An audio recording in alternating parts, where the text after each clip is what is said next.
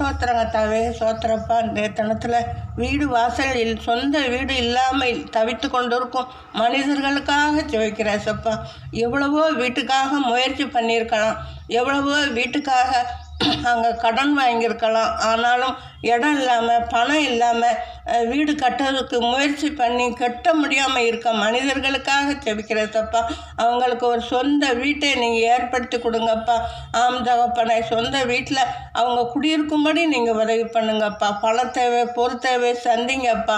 அப்பா தகப்பனை, நீங்கள் தூதர்களை கட்டளையிட்டு அதிகாரிகளோடு பேசி பணத்தேவையை சந்திங்கப்பா. லோன் போட்டிருப்பாங்க, அந்த லோன் கிடைக்காம தவித்து கொண்டு இருப்பாங்க.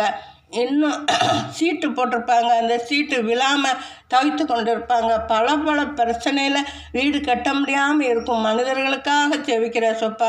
அந்த கவர்மெண்ட்டில் பட்டாவுக்காக எழுதி கொடுத்துருப்பாங்க, அந்த பட்டா வருஷ கணக்காக கிடைக்காம இருக்கலாம். அவங்களுக்காகவும் ஜெபிக்கிறேன் அப்பா. என்ன தேவை என்று உங்களுக்கு தெரியும், நீங்கள் அறிந்து கொள்வீங்க.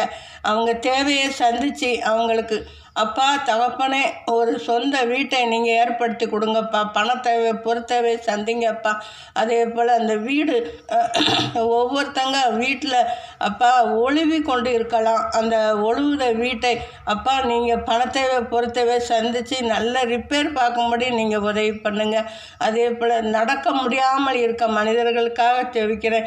முட்டு வலி, கை வலி, கால் வலி என்று பல நோயில் பாதிக்கப்பட்ட மனிதர்களுக்காக ஜெபிக்கிறப்பா. அவங்களுக்கும் நல்ல சுகம், பணம், ஆரோக்கியத்தை கொடுங்கப்பா. எந்த ஆஸ்பத்திரிக்கும் போகாமல் நீங்களே பரம டாக்டராக இருந்து அவங்க என்ன நோயில் இருக்காங்களோ முட்டு வலியில், அவங்க முட்டு வலியில் நடக்க முடியாதவங்கள நீங்கள் நடக்க வைங்கப்பா. இந்த செபத்தை இதோடு முடித்துக்கொள்கிறேன். நன்றி.